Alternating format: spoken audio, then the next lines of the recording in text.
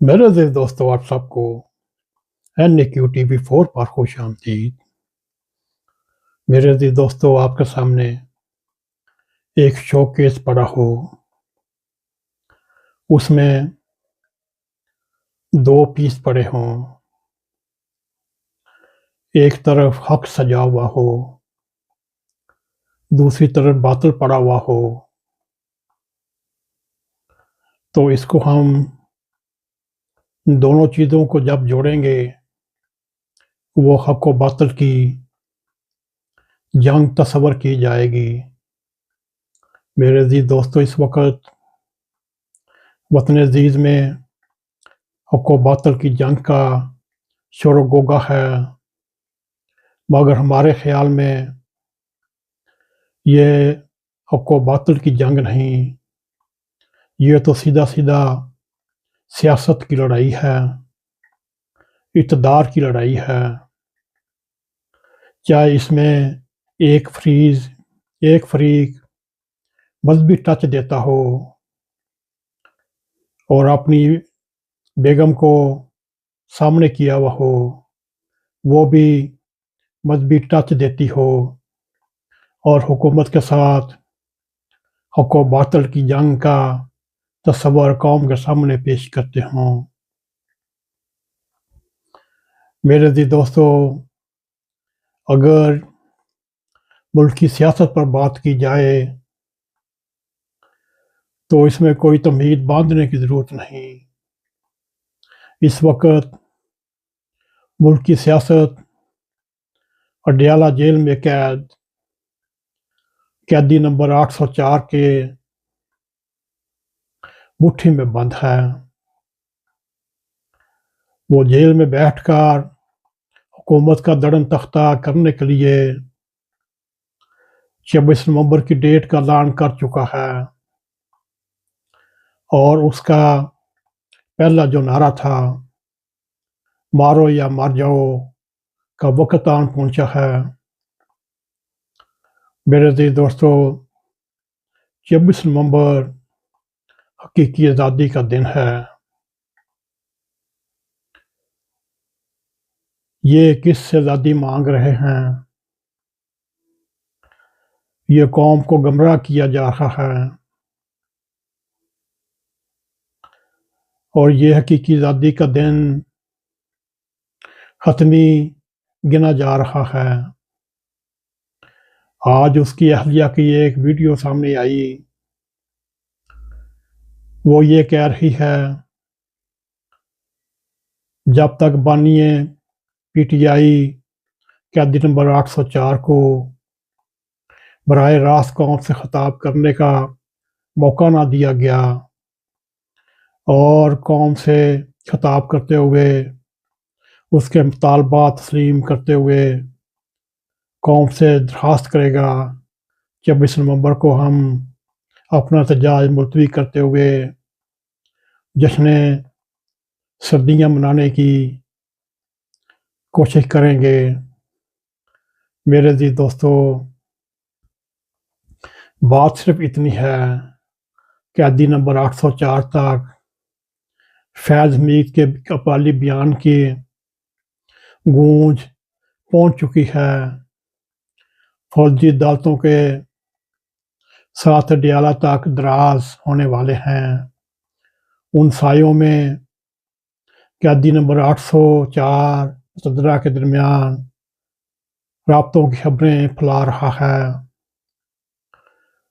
سوچنے والی بات یہ ہے، یہ تو سب پس پردہ سرگوشی ہیں۔ پردے کے مناظر پر یوں ہے، اس وقت عمران خان کا لنگوٹیا یار ٹرمپ امریکہ کا صدارتی انتخاب جیت چکا ہے، اور تحریک انصاف کے دوست واشنگٹن کی طرف روبرو ہو کر حاجات مناجات مانگ چکے ہیں، اور انہیں پورا یقین ہے ہمارے شور و غوغا، رونے پیٹنے نالوں کا آخر وقت آنے والا ہے، اور عمران خان کی फाइनल कॉल वो पाकिस्तानी अवाम के लिए भी है, बिलखसूस वो गैर मुल्की ओवरसीज़ पाकिस्तानियों के लिए भी हैं। उनके लिए ये भी है और उनको ये इशारा है, अपनी मुहिम तेज़ कर दें। जब ट्रंप सदारत का हलफ उठाएगा, उसके ऊपर पर जोर अपील करते हुए, प्रेशर डालते हुए 26वीं तरमीम और अदलिया से इमदाद लेकर उसकी उम्मीदें बंधी हुई हैं। और देखा भी जाए, वतन अजीज़ में अदलिया की उम्मीद ख़त्म हो जाने के बाद इस वक्त इमरान खान को इस कज़िये या मसले को अंदरूनी दबाव के ज़रिए हल करने की कोशिश कर रहा है और उसका मरकज़ी नुक्ता भी यही है। अगर ये देखा जाए, तहरीक इंसाफ अपने 2-3-4 लाख सपोर्टर सड़कों पर ला सकती है, तो क्या वो मुज़ाहरा पुरअमन हो सकता है? हमारे ख़्याल में तहरीक इंसाफ की भरपूर कोशिश होगी ये मुज़ाहरा पुरतशद्दुद हो और सिक्योरिटी इदारों के साथ टकराव हो और किसी तरह डी चौक पहुंचकर सुप्रीम कोर्ट, पाकिस्तान टेलीविज़न की इमारत पर, कौमी असम्बली, वान सदर, वान वज़ीर आज़म और वान सेनेट पर कब्ज़ा किया जाए और ऐलान कर दिया जाए श्रीलंका और बांग्लादेश मॉडल सामने रखते हुए अपनी हुकूमत का ऐलान कर दे।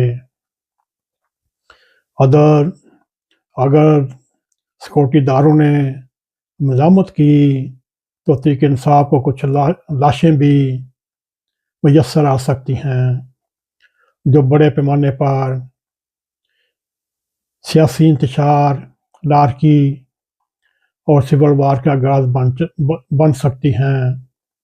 ख़ास तौर पर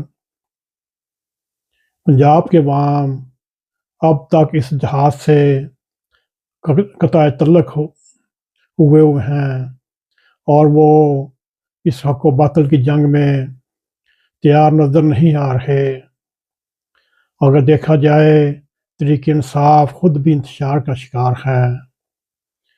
इसकी नेशनल क़यादत थकी हुई है, डरी हुई है और अंदाज़ा लगाइए, तहरीक इंसाफ की एहतजाजी कमेटी का नाम भी इन्होंने खुफिया रखे हुए हैं। इस नो का तमाम हमास और हिज़्बुल्लाह भी नहीं करती, अभी भी वो हालत जंग में है इसराइल के खिलाफ। और इनकी अहलिया भी अपने फुल सपोर्ट और पीटीआई की तहरीक इंसाफ की कमान अपने हाथ में लेती हुई इन एक्शन आ रही है। मेरे अज़ीज़ दोस्तों, इन स्टेक होल्डर बहुत बड़े हैं कि उन्होंने साफ लफ्ज़ों में कह दिया है, हुकूमत इनके हवाले कर दी जाए वरना हुकूमत को हम तबाह बर्बाद करके हुकूमत का पूरा सिस्टम उलट पुलट करके रख देंगे। मेरे अज़ीज़ दोस्तों, अब तक इमरान खान अपनी जारहाना सियासी हिकमत अमली इस्तेमाल करते हुए अपनी रिहाई को यकीनी नहीं बना सका और उसके ख्याल में उसकी जेल लंबी होती जा रही है। इतने अरसे में वो लचकदार दिमाग अपनी और अपनी जमात के लिए कोई ना कोई रास्ता निकाल सकता था, मगर वो पार्टी को भी मना कर सकता था। मगर क्या करें, हवसे इक़्तिदार उसको चैन से नहीं बैठने देता। वो एक अनापरस्त था और वो एक ضدی انسان تھا اور وہ طریقے طالبان کا ایک سیاسی ونگ سیاسی چہرہ تھا۔ اگر آج بھی دیکھا جائے خیبر پختونخوا میں پارا چناب کرم ایجنسی کی طرف 38 لوگ شہید ہوئے اور بنو اور مردان کی طرف سیکورٹی فورسز کی لاشیں گر رہی ہیں، یہ بھی سوچنے والی بات ہے۔ اور یہ تحریک انصاف اور عمران خان کے عدلیہ 804 ملک میں خانہ جنگی انارکی پھیلانے کی کوشش کر رہا ہے۔ میرے عزیز دوستو، آج تک کی جو خبر ہے عمران خان جو اب آخری خبریں آنے تک اپنی پوری رفتار کے ساتھ ٹکر مارنے کے لیے بیل کی طرف آ رہا ہے، ریاست کی طرف آ رہا ہے، ریاست کو ٹکر مارنے کی کوشش کر رہا ہے۔ اور چلتے چلتے یہ بھی بتائیے 25 کروڑ عوام نے پھر کیا فیصلہ کیا؟ آپ کس کے خلاف ہیں؟ باطل کے خلاف ہیں یا حق کے خلاف ہیں، یا پنجاب کے لوگوں کی طرح گھر میں بیٹھے رہیں گے اور یہ نہ کہہ دیجئے میں حق کے ساتھ ہوں؟ باطل آپ کے سامنے ہے اور باطل آپ کے سامنے ہے، اور باطل کی ہر ممکن کوشش ہے کہ وطن عزیز میں پاکستان میں نارکی پھیلائی جائے، سارا سسٹم لپیٹ دیا جائے اور نام نہاد مذہبی ریاست قائم کی جائے، جو آج ان کی اہلیہ کی زبانی آخرکار نکل ہی آیا۔ میرے عزیز دوستو، اگر آپ کو ہمارا یہ پروگرام پسند آئے، اس کو لائک بھی کریں، اس کو شیئر بھی کریں، کمنٹ سیکشن میں جا کر اپنا نظر خیال کرتے ہوئے NAQTV4 کو سبسکرائب کریں اور جاتے جاتے بیل آئیکن کو ضرور کلک کریں تاکہ ہماری آنے والی ویڈیو آپ تک پہنچتی رہیں۔ اسی کے ساتھ ہمیں اجازت دیں۔ السلام علیکم ورحمۃ اللہ وبرکاتہ۔